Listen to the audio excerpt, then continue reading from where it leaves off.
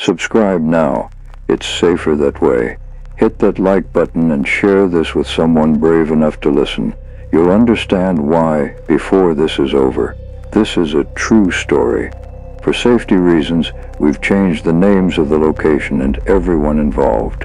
I've been an exorcist for the Catholic Church for 23 years, and I've seen things that would make most people question their faith, their sanity, or both. I faced demons that spoke in languages dead for centuries, witnessed possessions that defied every law of physics and medicine, and stood in rooms where the very air felt thick with malevolent presence. But nothing, and I mean nothing, prepared me for what happened in that small town in rural Pennsylvania. They call me Father Peter now, but back then I was just a newly ordained priest, trying to understand why God would allow such darkness to exist in his world. This case changed everything I thought I knew about spiritual warfare, about cults, about the thin veil between our world and whatever exists beyond it.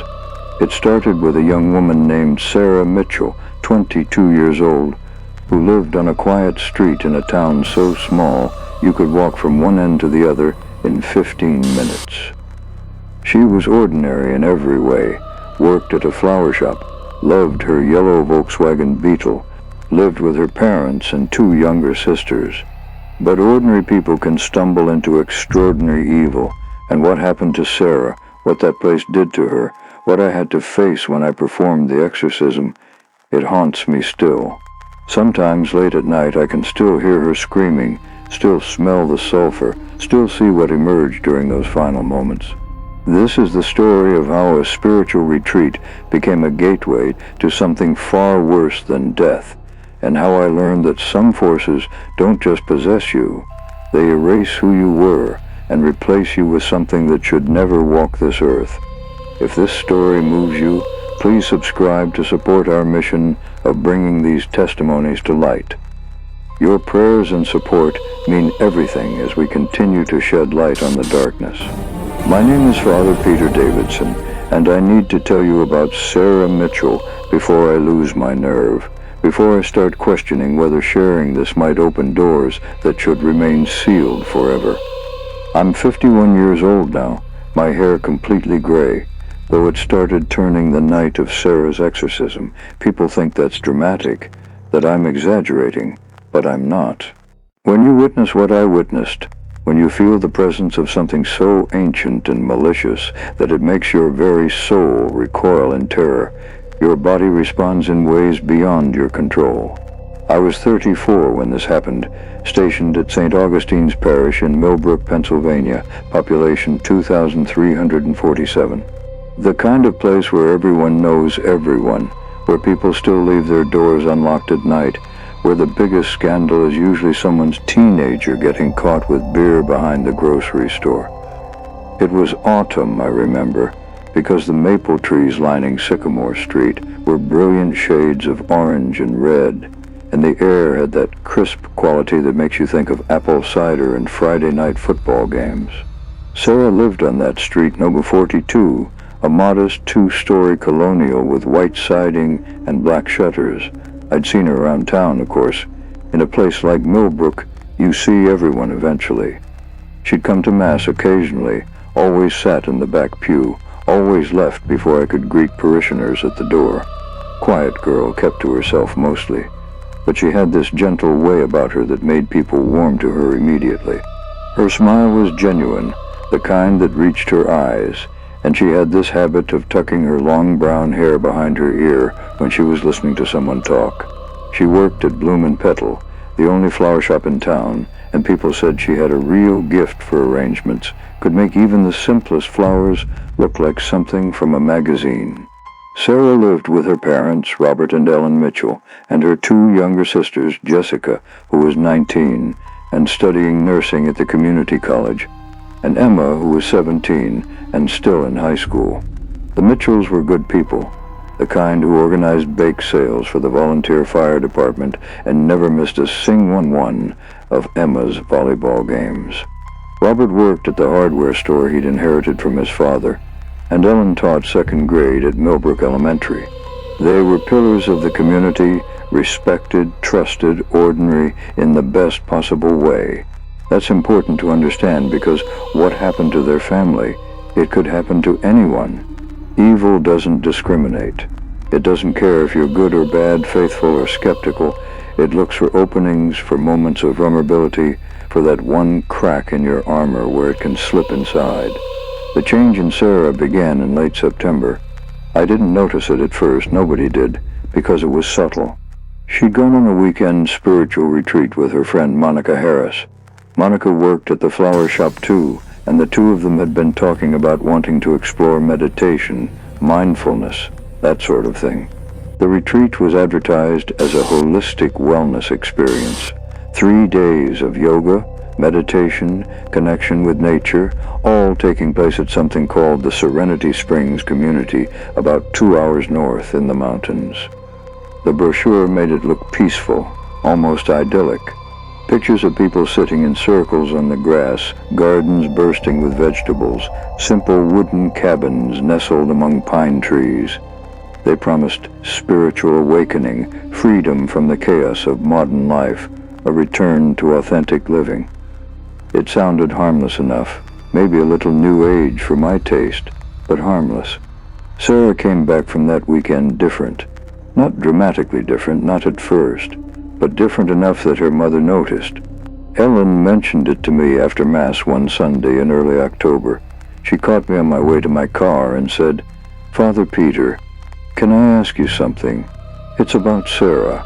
I could see the worry in her eyes, that particular expression mothers get when they sense something's wrong with their child, but can't quite put their finger on what.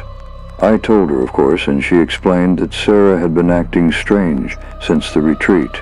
She'd stopped using her cell phone, said the electromagnetic radiation was poisoning her spirit. She'd started talking about energy fields and spiritual contamination and how most people were living in a state of unconscious slavery to material possessions. "She's 22, Ellen said, wringing her hands. "Young people go through phases, I know that, but this feels different somehow. She barely eats anymore, says she's purifying her body. And she keeps talking about this man she met at the retreat, someone named Daniel, says he's helped her see the truth about everything." I assured Ellen that young people often go through spiritual exploration phases, that it was probably nothing to worry about, but I'd be happy to talk with Sarah if she wanted. Ellen thanked me, but said Sarah probably wouldn't be interested, that she'd started saying organized religion was part of the control system, keeping people spiritually imprisoned. I remember feeling a small twinge of concern at that, but I dismissed it. I'd heard similar sentiments from college students going through their rebellious intellectual phase.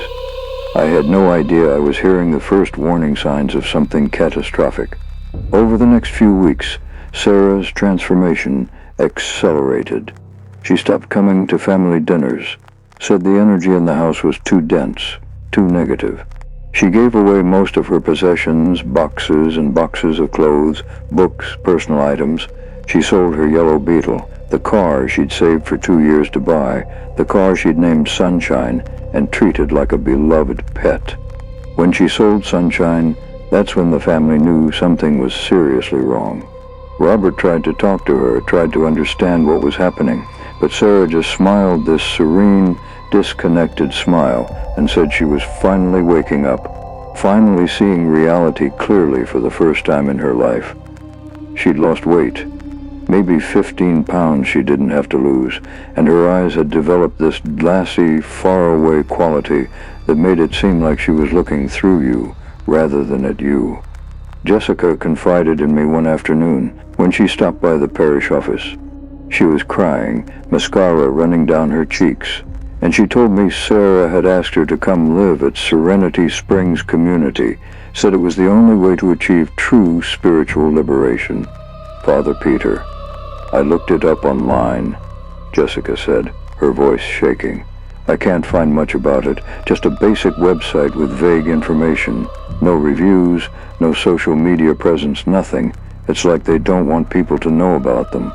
And Sarah keeps talking about their leader, this man named Daniel Corbett, like he's some kind of prophet. She says he can see people's souls. that he knew things about her nobody else could know. I'm scared.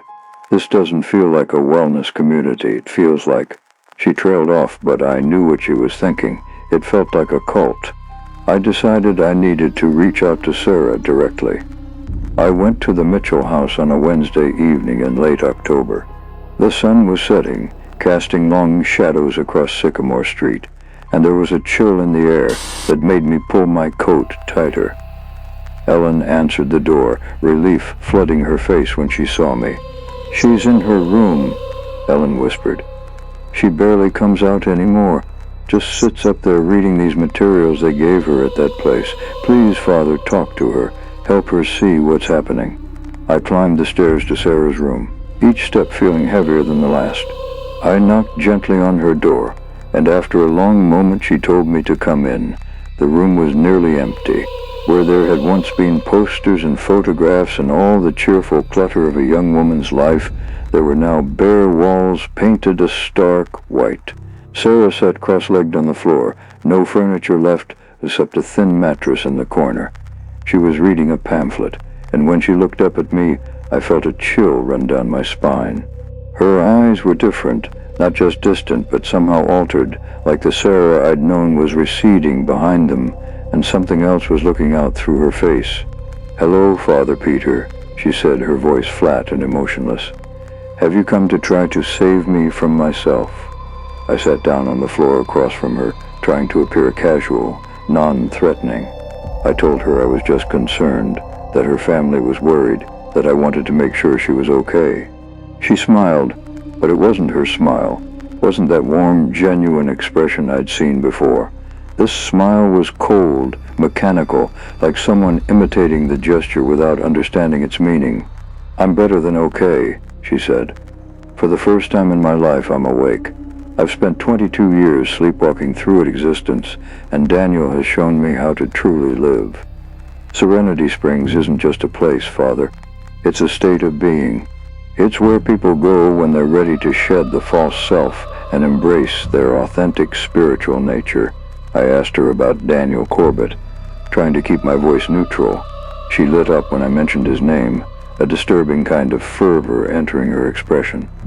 "Daniel is enlightened," she said. "He's achieved a level of spiritual consciousness that most people can't even comprehend. He can see the energy that connects all things, can communicate with dimensions beyond our limited perception. He's helped me understand that everything I thought was real, my identity, my attachments, my fears, they're all illusions created by a society that profits from keeping people spiritually asleep. At Serenity Springs, we're learning to break free from those illusions. We grow our own food, we live without money, without the poison of technology, without the lies we've been fed since birth." The way she spoke, it was like listening to someone recite a script they'd memorized. There was no natural inflection, no personal touch to her words. I asked her if she was planning to move to Serenity Springs permanently, and her face became absolutely radiant with an unsettling intensity. "Yes," she breathed. "Daniel has invited me to join the inner circle. Only certain people are ready for that level of commitment, people whose souls are pure enough to handle the advanced teachings. I'm leaving next week. I've sold everything, donated what I couldn't sell. Material possessions are chains, Father. They keep us bound to this illusion of reality. Where I'm going, I won't need any of it." I tried reasoning with her, tried suggesting she take more time to think about such a major decision, but it was like talking to a wall. Every concern I raised, she had a prepared response, something Daniel had clearly taught her to say. Her family loves her. Love is attachment, and attachment is suffering. What about her job, her future? Those are constructs of a system designed to enslave. What about her faith? Organized religion is the ultimate control mechanism, keeping people in fear so they'll obey. I left her room that evening feeling deeply disturbed. This wasn't just a young woman going through a spiritual phase. This was someone who'd been systematically indoctrinated, whose personality was being erased and replaced with someone else's ideology. I did what I should have done earlier. I started researching Serenity Springs community and Daniel Corbett. What I found made my blood run cold. There wasn't much online, Jessica was right about that, but what little I could find was deeply troubling. There were a handful of forum posts from family members looking for loved ones who'd joined the community and then cut off all contact.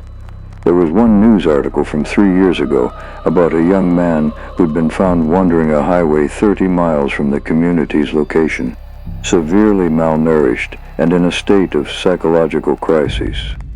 He kept talking about purification rituals and the Master's voice, and how he'd tried to leave but couldn't escape. The article mentioned that police had investigated the community, but found everyone there claimed to be present voluntarily. And since they were all adults on private property, there was nothing law enforcement could do. I found one particularly disturbing account on an obscure blog. A woman named Jennifer wrote about how her sister had joined Serenity Springs and died there 6 months later. The community claimed it was a heart condition, something natural and unavoidable, but Jennifer said her sister had been perfectly healthy before joining. She described visiting the community once, said the people there all had this vacant, drugged quality to them, like they were physically present but mentally somewhere else entirely. She mentioned seeing women with bruises, hearing strange chanting at night, feeling an overwhelming sense of dread that made her flee the property.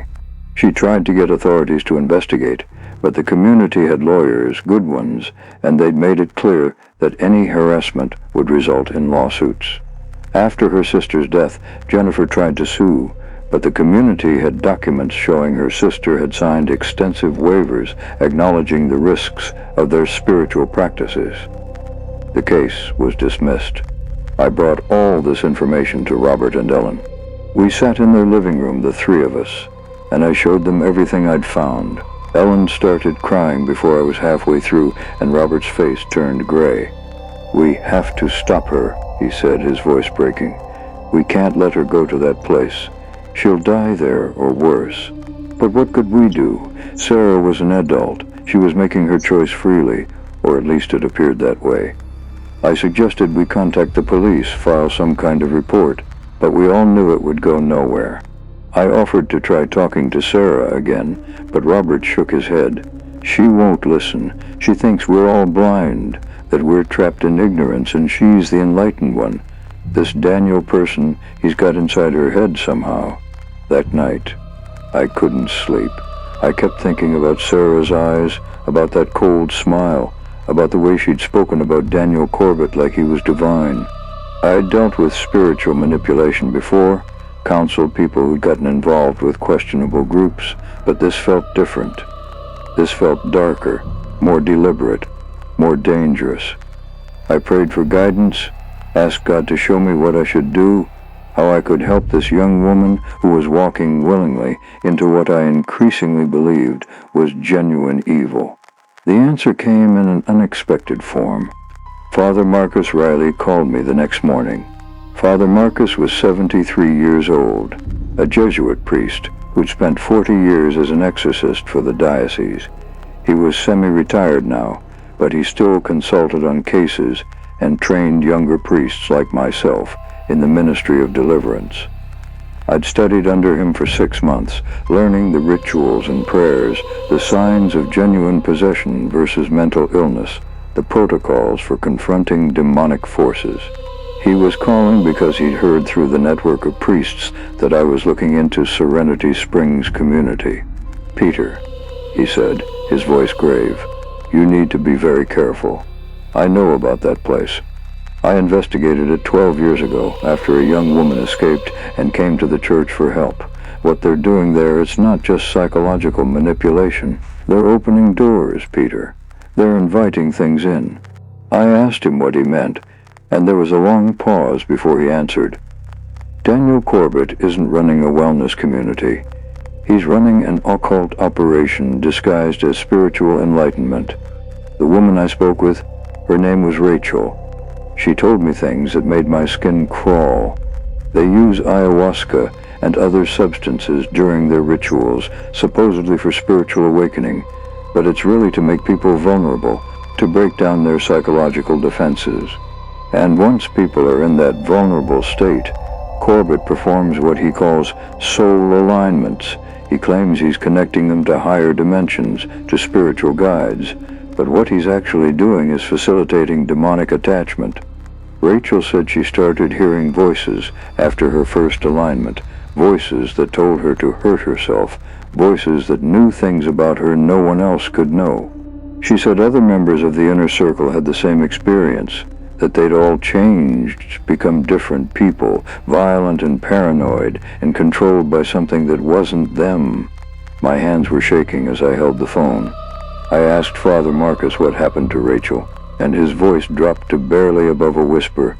She killed herself, Peter, 3 months after I spoke with her. She said the voices wouldn't stop, that she could feel something inside her, something that wasn't her, and she couldn't make it leave. I tried to help her, tried to perform a deliverance, but she disappeared before we could schedule it. They found her body in the river. The official cause of death was drowning, but Pisha, I saw her the day before she died. She had marks on her neck, bruises in the shape of hands, but she lived alone. She told me something was choking her at night, that she could feel fingers tightening around her throat, but when she turned on the lights, there was nothing there. Father Marcus paused, and I could hear him breathing heavily. If this girl, Sarah, is planning to join the inner circle, you need to stop her. Whatever it takes, you stop her, because if she goes there, she won't come back. Not really. Something else will come back, wearing her face. I thanked Father Marcus and hung up, my mind reeling. I had to do something, but what? I called Robert and Ellen, told them we needed to have an intervention, that we needed to convince Sarah not to go. We planned it for that evening, gathered the whole family plus Monica, Sarah's friend from the flower shop, who was also concerned about the change in her. When Sarah came downstairs and saw all of us waiting in the living room, her face hardened. "This is an ambush," she said coldly. "You're trying to keep me imprisoned in your fear-based reality." We spent 2 hours talking to her, pleading with her, showing her the information I'd found, but nothing worked. She had an answer for everything, a rebuttal programmed into her by Corbett's teachings. When Ellen broke down crying, begging her not to go, Soren looked at her mother with something like pity and said, "Your attachment to me is your suffering, not mine. I'm setting myself free, and eventually you'll understand that this was necessary for my evolution." She left 3 days later, just packed a small bag, and got into a van that pulled up in front of the house at dawn. I watched from my car, parked down the street, watched her walk out of her family's home without looking back, without hesitation, watched the van drive away, carrying her toward whatever hell waited at Serenity Springs Community. Ellen called me sobbing, saying they'd woken up and Sarah was just gone. No note, no goodbye, nothing. I promised them I'd try to find out what was happening, that I'd make calls, pull whatever strings I could, but I felt helpless. All I could do was pray, and prayer felt inadequate in the face of what I feared was coming. 3 months passed. The Mitchell family heard nothing from Sarah. She'd completely cut contact, which apparently was normal for new members of the inner circle. They were supposed to spend their first 90 days in complete isolation from their former lives, focusing entirely on their spiritual development.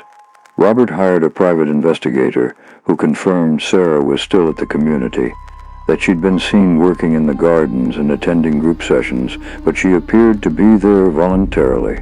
The investigator said the place gave him a bad feeling, that everyone there seemed off somehow, but there was nothing illegal happening that he could document. The waiting was torture for the Mitchell family. Jessica started having nightmares about Sarah, said she dreamed her sister was calling for help, but when she tried to reach her, Sarah's face would change, become something monstrous and wrong. Then in late January, on a Tuesday night, everything changed. I got a call at 11 p.m. from the Millbrook Police Department. Officer Tom Brady, who'd been a few years ahead of me in high school, told me they'd received a bizarre call from the Mitchell residence and thought I should come. I drove there, my heart pounding, and found 3 police cars parked outside, their lights painting the quiet street in flashing red and blue. Inside, I found Ellen sedated on the couch, Robert pacing like a caged animal, and Jessica and Emma huddled together in shock. Officer Brady pulled me aside and explained. Sarah had come home. She'd walked through the front door around 9 p.m., and they almost didn't recognize her. She'd lost probably 30 pounds. Her hair had been cut short and dyed black, and she had this wild, feral look in her eyes. She'd walked in and just stood in the living room, not speaking, barely blinking, staring at her family like she was trying to remember who they were. When Ellen had approached her, tried to hug her, Sarah had screamed. Not words, just this animalistic shriek that made everyone in the house freeze. Then she'd started laughing, this horrible high-pitched cackling that didn't sound human. She'd grabbed a kitchen knife and started carving symbols into her own arms, geometric patterns that made no sense. And when Robert tried to stop her, she'd attacked him with a strength that shouldn't have been possible for someone so malnourished. It took both Robert and Jessica to restrain her, and the whole time she was speaking in a language none of them recognized, guttural and harsh, and her voice sounded wrong, like multiple people talking at once. They'd called the police, and when the officers arrived, Sarah had suddenly gone completely docile, curled up in a ball on the floor, and started whimpering like a frightened child. The paramedics wanted to take her to the hospital, but she'd become violent again at the suggestion, so they'd sedated her, and she was now sleeping in her old room, under police supervision. Officer Brady looked at me with haunted eyes and said, "Father, I've been a cop for 15 years. I've seen people on every drug imaginable, seen domestic violence and mental breaks and all kinds of crazy. But what I saw in that girl's eyes, that wasn't drugs. That wasn't mental illness. I don't know what it was, but it was wrong in a way I can't explain. When she looked at me, I felt cold, like something was looking through her, something that hated me just for existing." I asked if I could see her, and he nodded, leading me upstairs. Sarah was lying on her old mattress, still on the floor in the bare white room. Her arms were bandaged where she'd cut herself, and even in sleep her face was twisted in distress, her eyes moving rapidly beneath closed lids, her lips moving soundlessly. I sat beside her and began to pray quietly. The Lord's Prayer, the Hail Mary, simple prayers of protection. The moment I started praying, her eyes snapped open. They were bloodshot, the pupils dilated so wide her eyes looked black, and when she looked at me I felt that same wrongness Officer Brady had described. "Peter," she whispered, and her voice was hoarse, damaged. "Peter, help me. It won't let me go. I tried to leave, but it followed me. It's inside me now, and I can't make it stop. I can hear it all the time, whispering, telling me things, making me see things. I don't want to hurt anyone, but it makes me think about hurting everyone, about making them scream. Please, Peter, please help me. I don't want to be this anymore." Then her face changed. The fear and desperation vanished, replaced by a smile that was pure malice. When she spoke again, her voice was different, deeper, resonant with harmonics that shouldn't come from a human throat. "You cannot help her, priest. She belongs to the Master now. She invited us in, drank the sacred cup, opened herself to our communion. Her soul is ours. Her flesh is ours. Soon this body will be ours completely, and she will be gone, erased, nothing but a ghost screaming in the dark, while we wear her like a suit. And when we're done with her, we'll move to the next, and the next, spreading like disease through this pathetic town, until everyone is ours." I pulled back, my skin crawling, and Sarah, or whatever was speaking through Sarah, laughed. "Run, little priest, run to your God, and beg him to save her. He won't. He never does. He watches his children suffer and does nothing. We are the gods now. We are the truth. Serenity Springs is just the beginning. We are legion, and we are awake." She lunged at me with supernatural speed, teeth bared like an animal, and I barely got out of the room before she could reach me. I slammed the door shut and heard her throwing herself against it, heard that terrible laughter echoing through the house. Officer Brady was at the top of the stairs, his hand on his weapon, face pale. "What the hell was that?" he asked, and I told him the truth. "That's demonic possession. That girl needs an exorcism, and she needs it now, before whatever's inside her fully takes over." He stared at me like I was insane. But then we heard Sarah scream again, heard furniture breaking, heard her voice chanting those incomprehensible words, and I saw the moment he decided to believe me. I called Father Marcus immediately, told him everything, and he listened in grim silence. When I finished, he said, "You need diocesan approval for an exorcism. Call Bishop Morrison first thing in the morning. Explain the situation. In the meantime, do not leave that house. Pray over her constantly. Keep blessed objects near her. Do not let her manipulate you. What's inside her will try to break you, try to make you doubt, try to find your weakness and exploit it. Remember that it's not Sarah speaking, it's the demon using her voice, her memories, everything it pulled from her mind when she let it in." He paused. "And Peter, be prepared for the possibility that she's too far gone. If Corbett's been working on her for 3 months, if she's been subjected to repeated rituals and substances, the demon might have too strong a foothold. Sometimes we can't save them. Sometimes all we can do is make the end easier." I spent that night in the Mitchell living room, reciting prayers, while upstairs Sarah raged and wept and laughed and begged. The family was in shock, unable to process what was happening. I tried to explain, told them about possession, about how Sarah had been targeted and groomed and opened up to demonic influence. But how do you make sense of something so incomprehensible?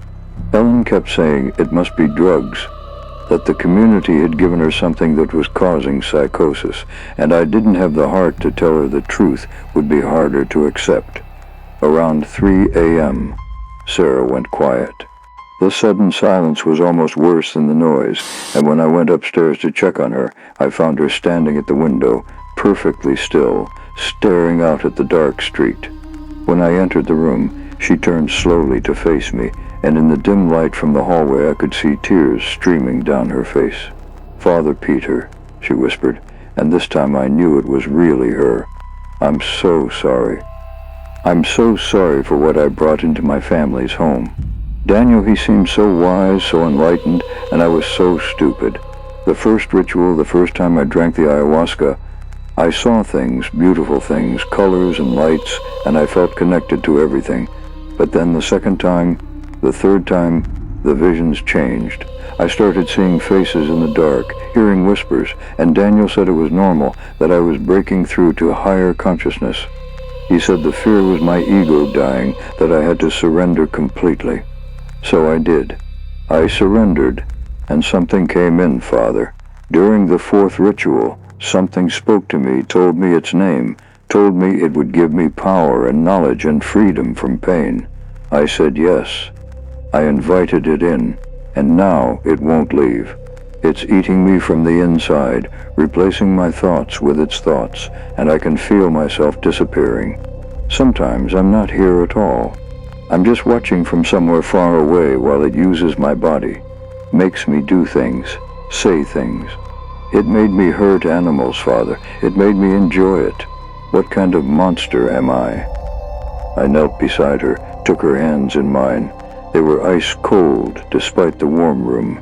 You're not a monster, Sarah. You were deceived. You were vulnerable, and someone evil exploited that. But we can fight this. We can drive it out. You have to hold on. You have to keep fighting for control. Don't let it take you completely. She squeezed my hand so hard it hurt, and her voice became desperate. It's getting stronger. Every hour I can feel it growing, spreading through me like poison. It knows you want to cast it out, and it's angry, Father. It's so angry. It wants to hurt you, wants to hurt everyone I love. You have to do the exorcism soon, before it's too late. Promise me you'll save my family from what I've become." Before I could answer, her eyes rolled back in her head, and she collapsed. I caught her before she hit the floor, and her eyes opened again, but they were different, flat and cold and empty. Touching, the demon's voice said through her lips.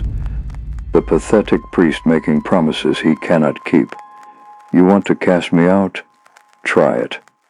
I've been in this flesh for 90 days, priest. I know every corner of her mind, every secret, every sin, every weakness. I know she used to cut herself when she was 14. I know she had an abortion when she was 20 and never told anyone. I know she fantasizes about her brother-in-law. I know everything, and I will use it all against you. I will break her in front of you, make her beg for death, and there's nothing you can do to stop me. Then Sarah's body went limp, and I carried her back to the mattress, my mind reeling. Bishop Morrison approved the exorcism the next morning, and Father Marcus arrived that afternoon, bringing with him Father James Chun, another experienced exorcist, and Sister Margaret, a nun who'd assisted in dozens of deliverances. They brought the necessary supplies: holy water, blessed salt, the ritual Romanum, crucifixes, relics of saints. We set up in Sarah's room, preparing it according to protocol, blessing every corner, placing sacred objects around the perimeter. The family wanted to be present, but we refused. Exorcisms can last hours or days, and what they would witness could traumatize them permanently. Better they remember Sarah as she was before all this. We began at sunset. Sarah was awake but silent, watching us with those wrong eyes as we prepared. When Father Marcus opened the ritual and began the initial prayers, she smiled. Not Sarah's smile, the thing's smile. Father Marcus looked at her with the calm authority of a man who'd faced demons for 4 decades and said, "In the name of Jesus Christ, I command you to identify yourself." Sarah's head tilted at an unnatural angle, bones cracking, and that deep, harmonious voice emerged. "I am Astaroth, I am Legion, I am the Master's hand, I am the darkness that existed before your pathetic God spoke light into being. I am eternal, and you are nothing." Rudy, what followed was the most horrific 16 hours of my life. The demon raged, it wept, it pleaded, it threatened. It made Sarah's body contort in ways that should have broken bones. Her spine bent backward until her head nearly touched her heels, joints popping and cracking with sounds that made my stomach turn. It spoke in Latin, in Aramaic, in languages I didn't recognize, languages that predated human civilization. The words felt wrong in the air, like they were corrupting reality itself just by being spoken. It told us secrets about ourselves, things nobody could know, things we'd never told another living soul, trying to shake our faith and make us doubt everything. It told Father Marcus about his brother's suicide in excruciating detail, described the exact position of the body when Marcus found him in the garage, described the note that Marcus had burned because he couldn't bear to let anyone else read it, described the last conversation they'd had where Marcus had been too busy to talk, and his brother had said, "It's okay, I understand," in that hollow voice that Marcus would replay in his mind for the rest of his life. The demon smiled with Sarah's mouth and said, "He called out for you in those final moments, Marcus. He changed his mind. He didn't want to die. But you weren't there. You were never there." Father Marcus's hands shook, but he kept praying, his voice steady, despite the tears streaming down his face. The demon turned its attention to Father Chen, and Sarah's body twisted to face him, neck rotating far past what should be possible. "James," it whispered, and the intimacy in that voice was obscene. Poor James, who prays to a God he doesn't believe in, who stands at the altar and wonders if it's all just theater, just ritual to comfort the desperate masses. You think about leaving, don't you? You think about walking away from this lie you're living, but you're too afraid of disappointing your parents, too afraid of admitting you've wasted your life on a fantasy. And Father Chen's face went pale, but he met the demon's gaze and said, "My doubts are between me and God. You have no power here." Sister Margaret was next. The demon made Sarah's face soften into a mockery of maternal love.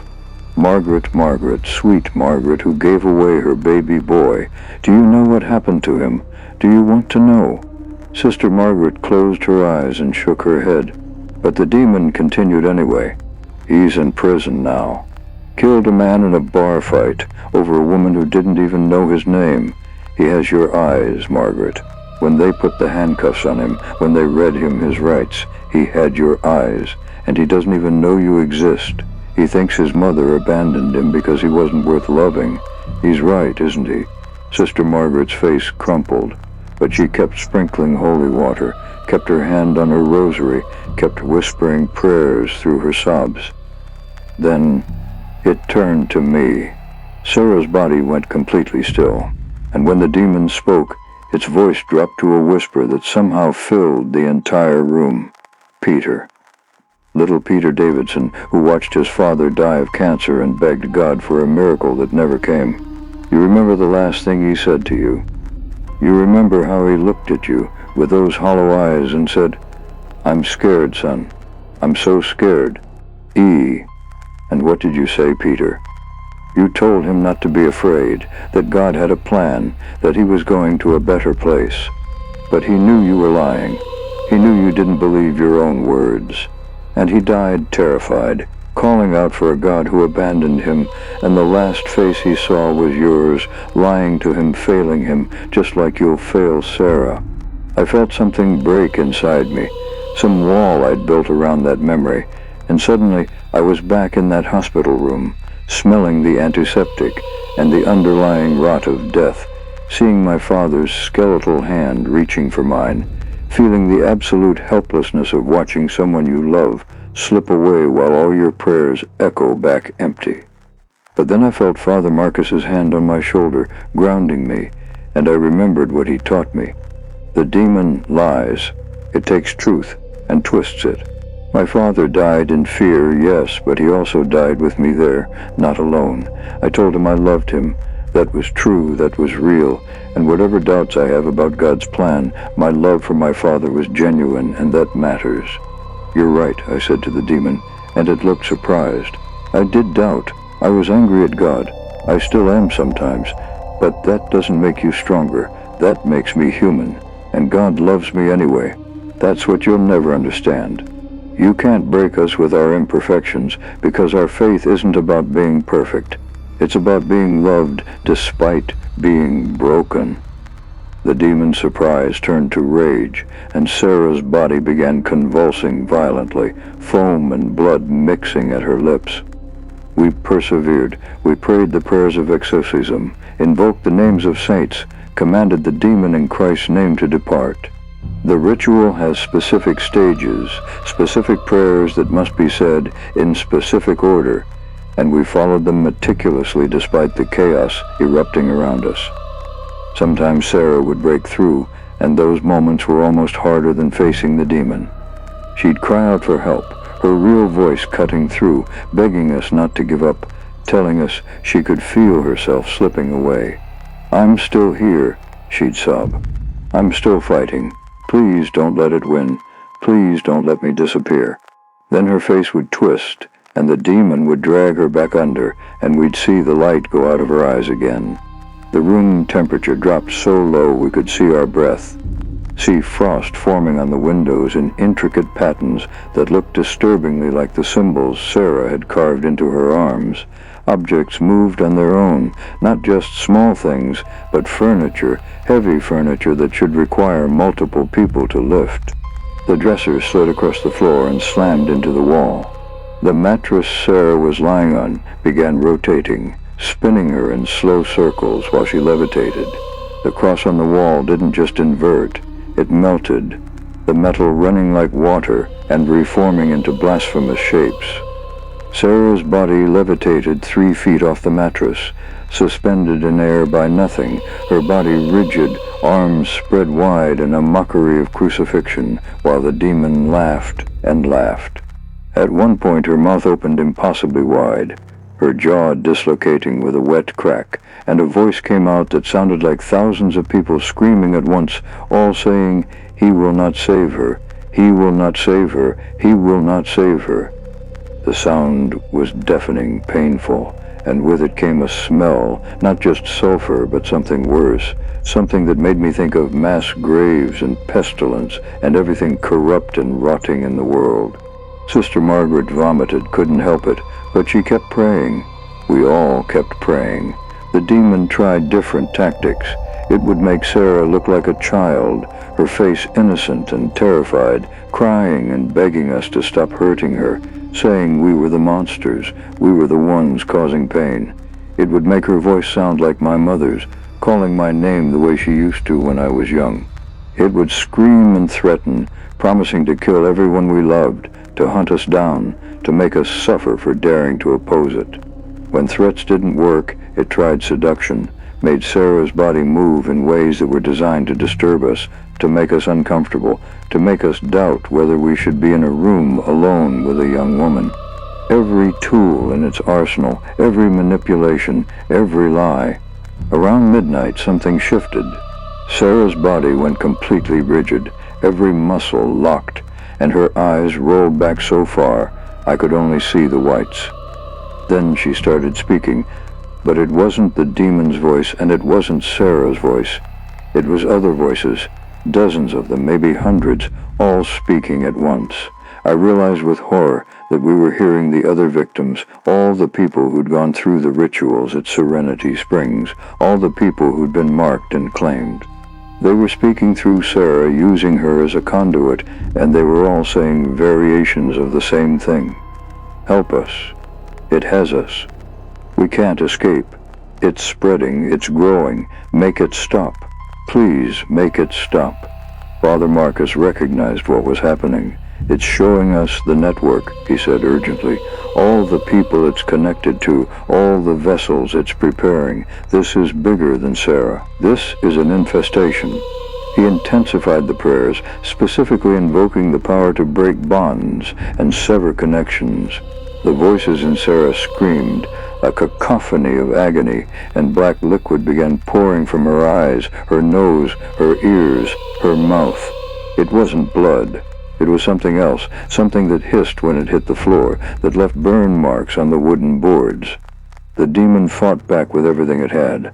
It made Sarah's body bend and twist in ways that should have killed her.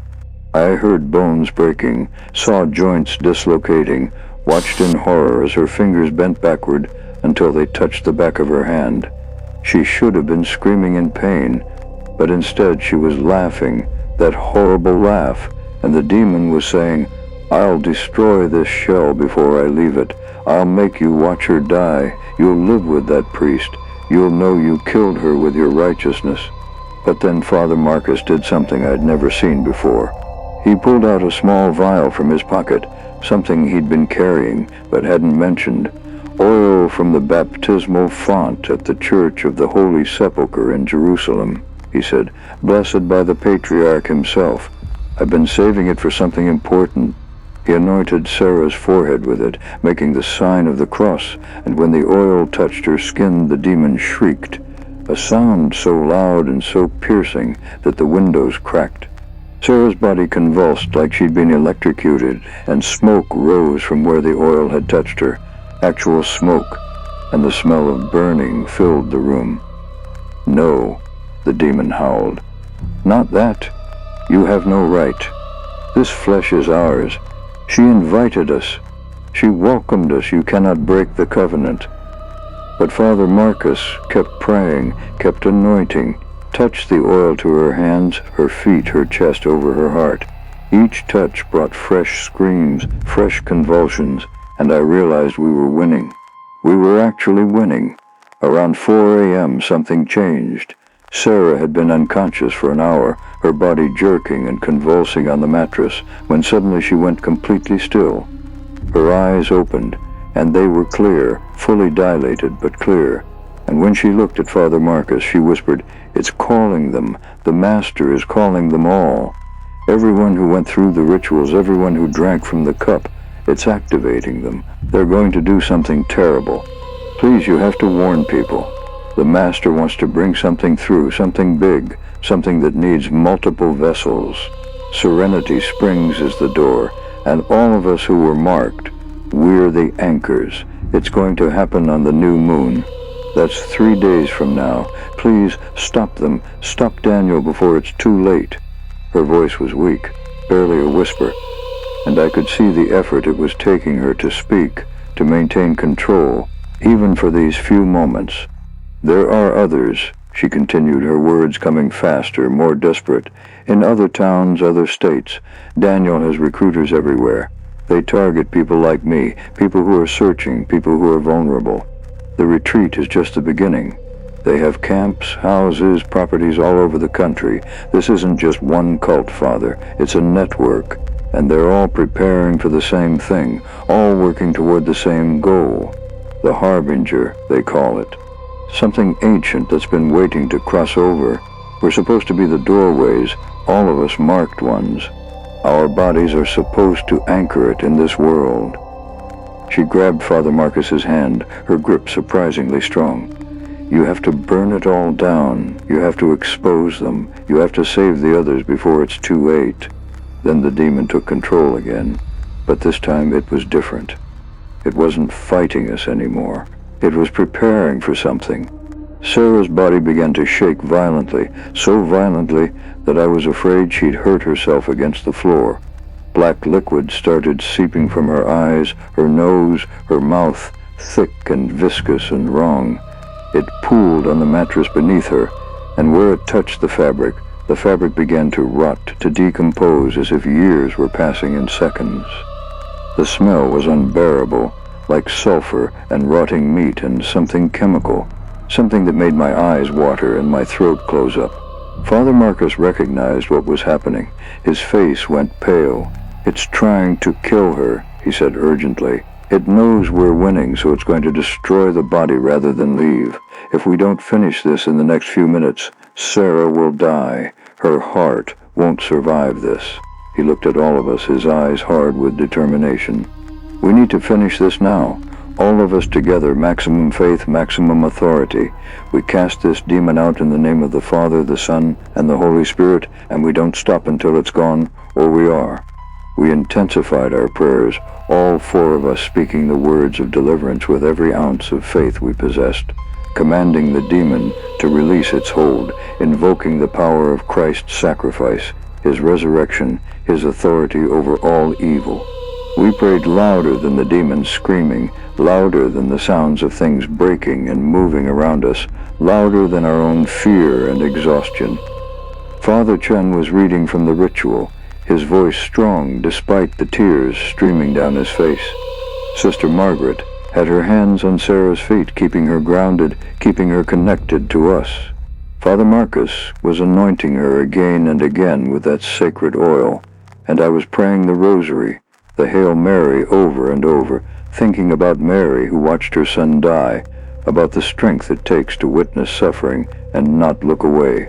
The room exploded with activity. Every window shattered simultaneously, glass flying inward in a deadly spray that somehow missed all of us.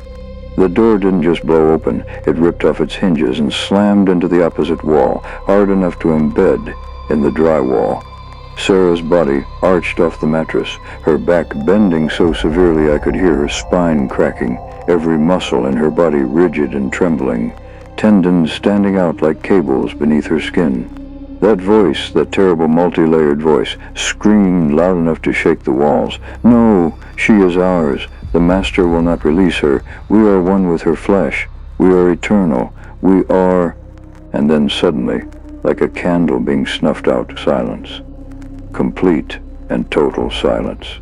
It was so abrupt, so absolute, that for a moment I thought I'd gone deaf. Sarah's body dropped back onto the mattress, and the impact was gentle, as if invisible hands had lowered her carefully instead of her falling. She took a gasping, shuddering breath, the first natural breath I'd heard from her in hours. Her eyes, when they opened, were her own, bloodshot and exhausted and traumatized beyond measure, but her own. The vacant stare was gone. The malice was gone. Sarah was back. She looked at me and whispered, her voice raw and broken. "It's gone. I can't hear it anymore. I can't feel it crawling inside my head. Oh, God, it's really gone." Then she started crying, deep, racking sobs of relief and horror at what she'd endured, sobs that shook her entire body. She cried for what felt like hours, and we let her, all of us gathering around her, touching her hands, her shoulders, her forehead, assuring her that she was safe, that it was over, that she was free. But even in that moment of triumph, I felt something. A presence, distant and watching, aware of what we've done. It felt like we'd won this battle, but there were more battles to come. The demon was gone from Sarah, but the master, whatever that was still out there, and it was angry. We got her medical attention immediately. She was severely dehydrated, malnourished, and suffering from what doctors called a severe psychological episode because they couldn't accept the truth of what had happened. She spent 2 weeks in the hospital recovering physically, and months in therapy recovering mentally. She remembered everything, every moment of the possession, every terrible thing she'd said and done while the demon controlled her. The guilt was crushing, but slowly, with support from her family and continued spiritual counseling, she began to heal. But the story doesn't end there. Sarah's warning about the new moon was real, and I wasn't about to ignore it. I contacted the FBI, told them everything I knew about Serenity Springs community, about Daniel Corbett, about the ritualistic abuse and possible trafficking. The agent I spoke with, a woman named Jennifer Ross, was skeptical at first. I probably sounded insane, a priest calling about demons and spiritual warfare and some kind of mass ritual planned for the new moon. But I persisted. I sent her everything I had, all the research I'd compiled, the testimonies from families of missing people, the documentation about the young man found on the highway, everything. And something in my evidence, or maybe just something in my voice, convinced her to take it seriously. 2 days before the new moon, federal agents raided Serenity Springs community. I learned later that they'd been watching the place for those 2 days, monitoring who came and went, and what they'd seen had alarmed them enough to move quickly. People arriving at all hours, some looking dazed and confused. It was a massive operation, dozens of agents moving in at dawn. What they found there made national news, though the full truth was never reported. The news said it was a wellness cult that had been drugging members and keeping them against their will. They mentioned the drugs, the malnutrition, the psychological manipulation, but they didn't mention everything else, the things that couldn't be explained away, the things that made even hardened federal agents need counseling afterward. They found 43 people in various states of consciousness, some nearly catatonic, others violent and incoherent. Several attacked the agents, had to be physically restrained, and they fought with strength that shouldn't have been possible given their physical condition. One woman, Agent Ross told me later, broke free from 2 agents and tried to throw herself off a balcony, screaming about how the master needed her death, how she had to complete the sacrifice. Another man was found locked in a small room, rocking back and forth, his fingers bloody from scratching symbols into the walls. The symbols were the same ones Sarah had carved into her arms. They found evidence of systematic drugging, massive quantities of ayahuasca and other substances, but also things that weren't in any database, compounds that had to be sent to labs for analysis. They found journals kept by Daniel Corbett and other leaders, detailed records of the progression of each member through various stages of what they called spiritual awakening, but what was clearly systematic breakdown and that disturbed even the FBI agents who'd seen everything. They found a compound in the main building, a massive room set up like some kind of ceremonial chamber. It was circular, maybe 50 feet in diameter, with a domed ceiling painted with symbols I didn't recognize.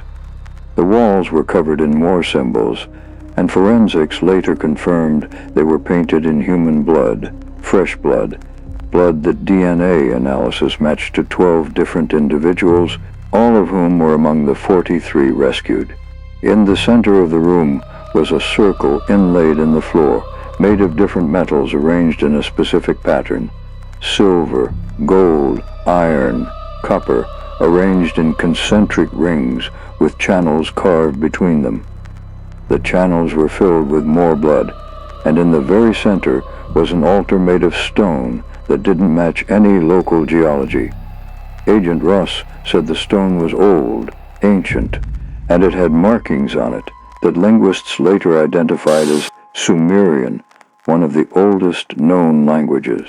The markings were a dedication to something called Pazuzu, a demon from ancient Mesopotamian mythology associated with plague and famine.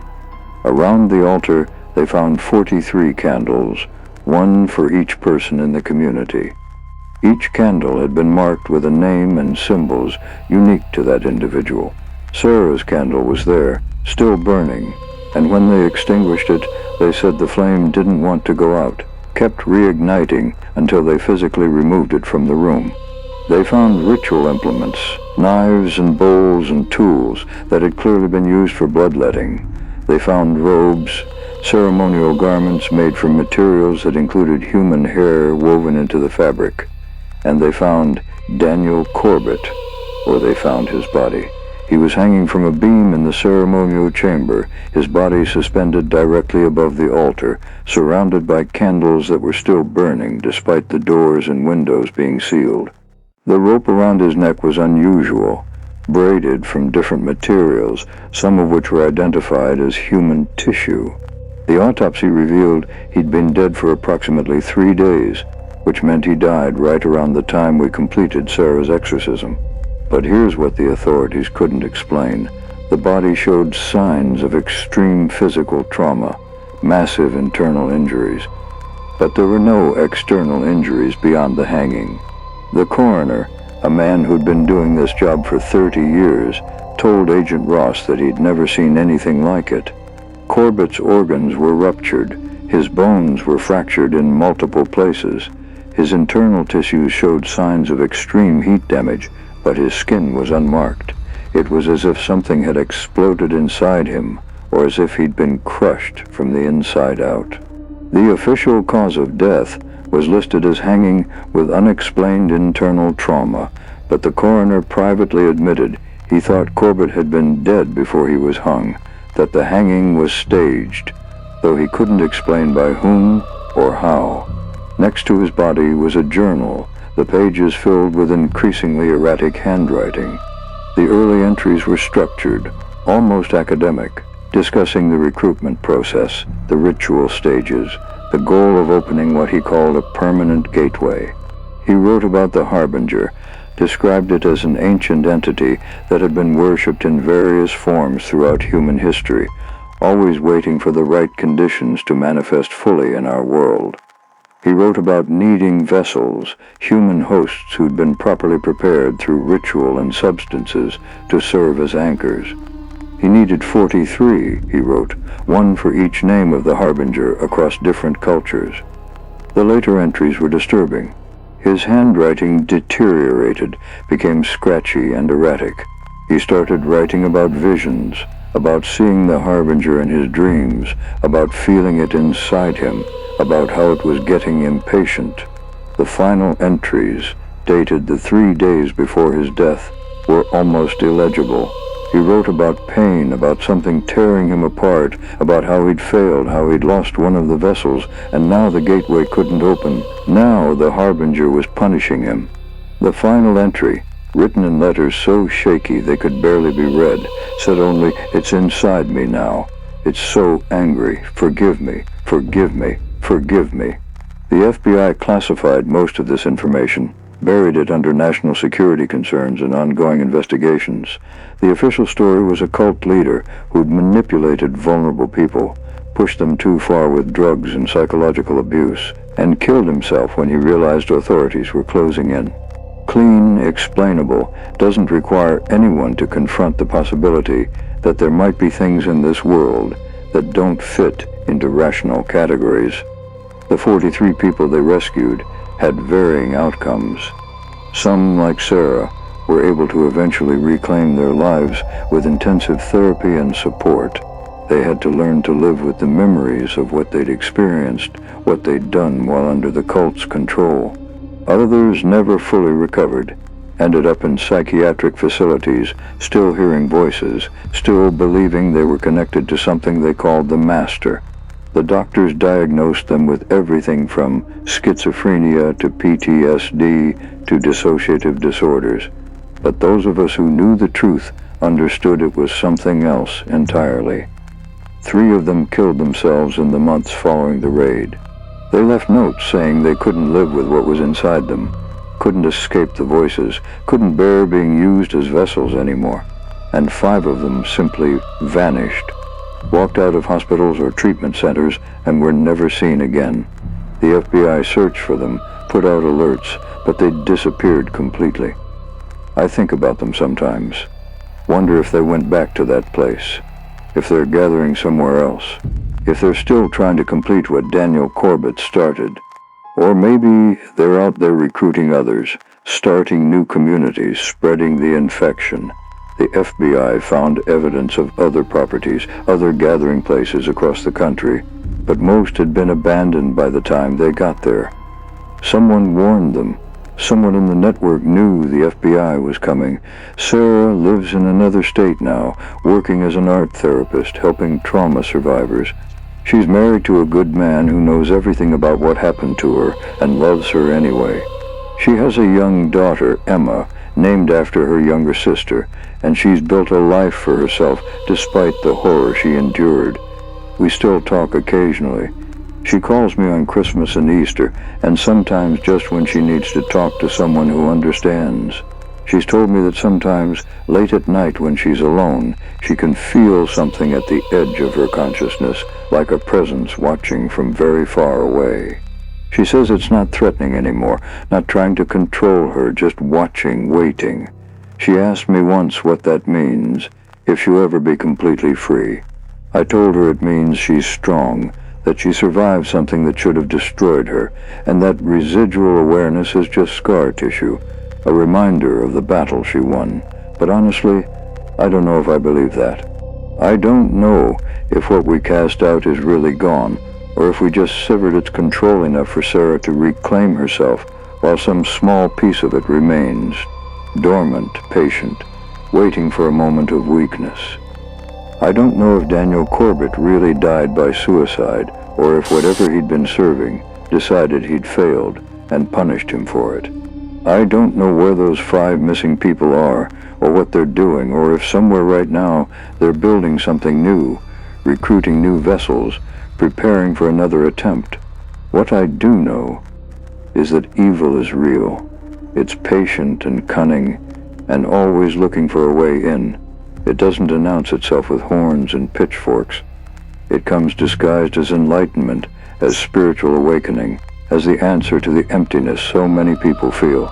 It preys on the vulnerable, the searching, the ones who are looking for meaning in a world that often feels meaningless. And the best weapon we have against it is faith, community, and the refusal to ever give up on the people we love. I'm Father Peter Davidson, and I've seen the darkness that hides behind promises of enlightenment. I've looked into eyes that contain something other than human, and I've felt the presence of malevolence so profound it made me question everything I believed.